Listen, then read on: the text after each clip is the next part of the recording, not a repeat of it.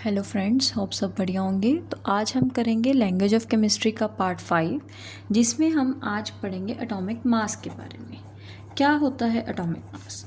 Atomic mass basically हम इसको जो कार्बन का मास है कितना है 12, ठीक है।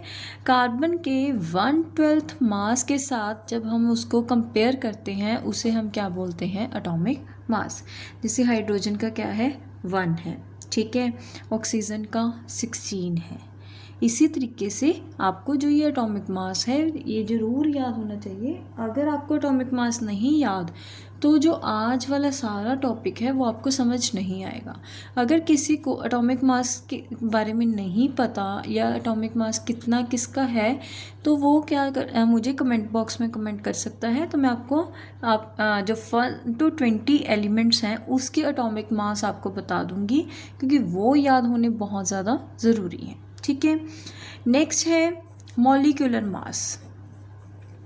अब मॉलिक्यूलर मास क्या है? जो हमारा कोई भी मॉलिक्यूल है, सपोज कर लो ये हमारा मॉलिक्यूल है H2SO4, जो इसका मास होगा उसे हम क्या बोलेंगे? मॉलिक्यूलर मास, ठीक है। अब इसे हम कैसे कैलकुलेट करेंगे? मॉलिक्यूलर मास को कैलकुलेट करने के लिए जैसे देखो 1 H का कितना होता है? 1, ठीक है। कितनी है? 2 है। प्लस S सल्फर का कितना होता है? 16। सल्फर का कितना होता है? 32, ठीक है। और ऑक्सीजन का 16 और इसको 4 के साथ मल्टीप्लाई, क्योंकि इसके 4 एटम्स हैं, ठीक है। जब आप इन सबको सॉल्व करोगे तो हमारी कितनी वैल्यू आ जाएगी? 98 AMU। 98 AMU। AMU क्या है? इसकी यूनिट है, इसकी यूनिट है, ठीक है। ऐसे ही हम एक और एग्जांपल कर लेते हैं केन शुगर की C12H22O11। तो कार्बन का कितना होता है? 12 होता है। 12 into 12 plus 1 into 22 plus oxygen का कितना है? 16 इंटू 11। जब इस सबको सॉल्व करोगे तो कितना आ जाएगा? 342 AMU। 342 AMU। तो इसके साथ हमारा एटॉमिक मास और मॉलिक्यूलर मास हमने फाइंड आउट कर लिया, ठीक है। अब हमारा नेक्स्ट टॉपिक है परसेंटेज कंपोजिशन।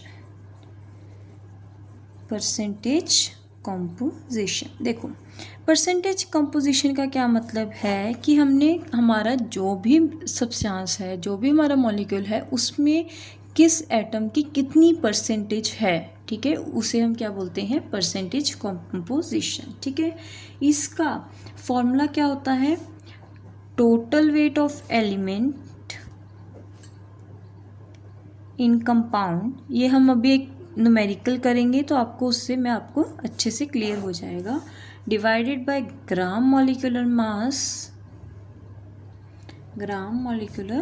मास या वेट इंटू 100। 100 किस लिए? क्योंकि हम परसेंटेज फाइंड आउट करेंगे, ठीक है।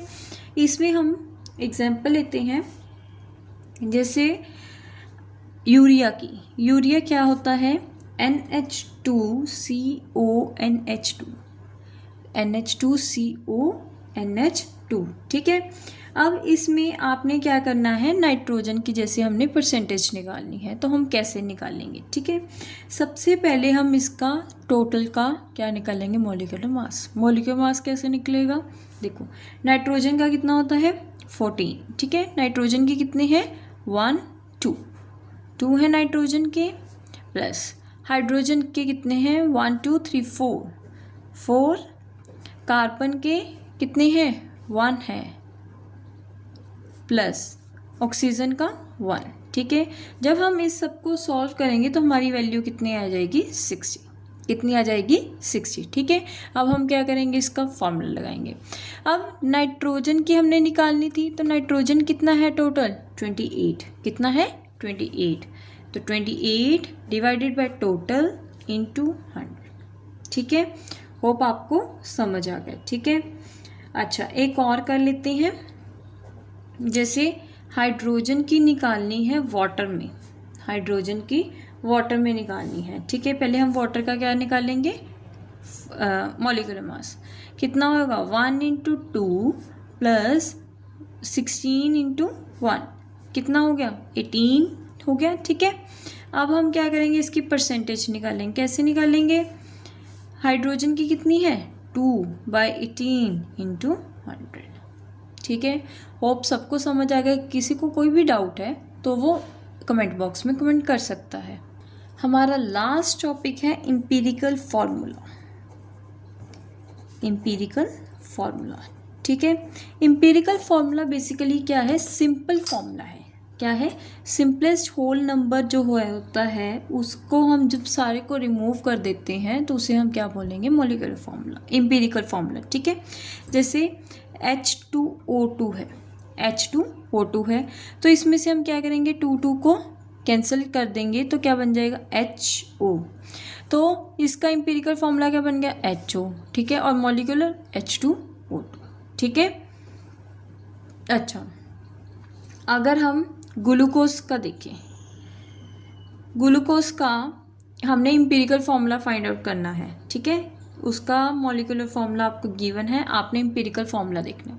तो इसमें से कॉमन क्या निकलेगा 6, क्या निकलेगा 6। ठीक है, तो CH2 ये क्या बन गया उसका एम्पिरिकल फार्मूला। ठीक है, अगर इसकी आपको रेशियो पूछने तो C की कितनी है 1, हाइड्रोजन 2 और ऑक्सीजन 1, तो ये इसकी रेशियो बन गई।